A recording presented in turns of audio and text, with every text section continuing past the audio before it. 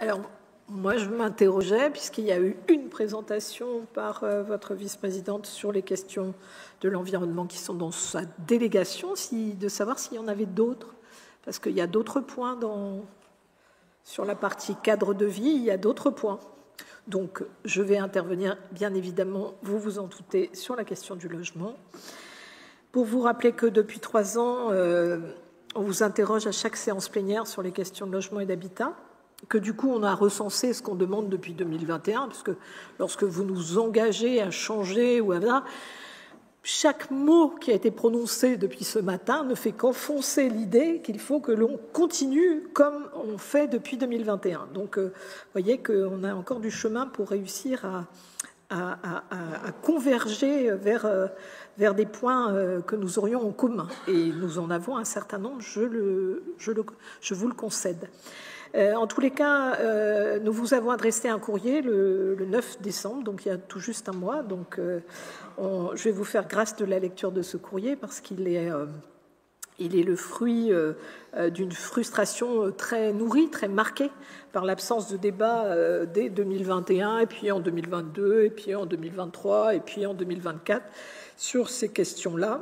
À chaque séance, vous évoquez le fait que vous préférez l'action au blabla et donc que la réponse à la crise du logement est pour vous de faire construire par Finistère Habitat et désormais d'ailleurs par des sociétés qui le font pour lui, puisque plus d'un quart, presque 27% des logements à construire qui utilisent une part des 24 millions de la subvention exceptionnelle sont concernés. Ça n'est plus Finistère Habitat qui construit.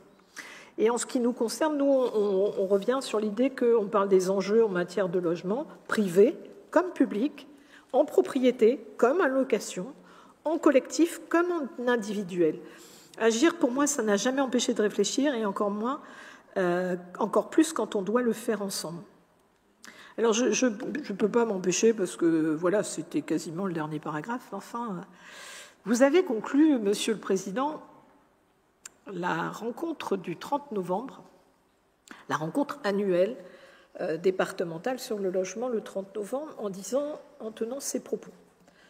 On est preneur de toute idée qui permette d'incrémenter la réflexion départementale, d'ouvrir les chakras et savoir ce que les parlementaires ont dans la tête, ce que les maires ont dans la tête, pour que cet événement, la conférence dont on vient de parler, chaque année, devienne un centre de ressources pour celles et ceux qui s'intéressent à cette crise et qui cherchent des solutions.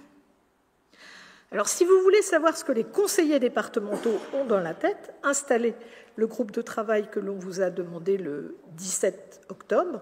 On vous a réclamé des tas de choses depuis des mois, mais ça, au moins, vous avez répondu que c'était un travail de commission. Désormais, c'est à vous de trancher, parce qu'il y a quand même quelque chose de presque insultant dans votre attitude d'imaginer que vous associez tout le monde, sauf les conseillers départementaux.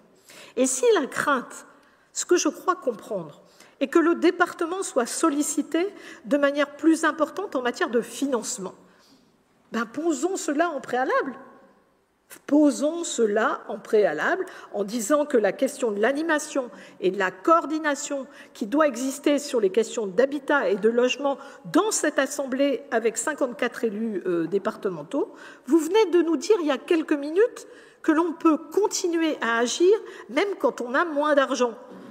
Bon, dans l'attente de la réponse à votre courrier, je voulais juste vous rappeler que je crois profondément que les échanges nourrissent notre capacité à agir.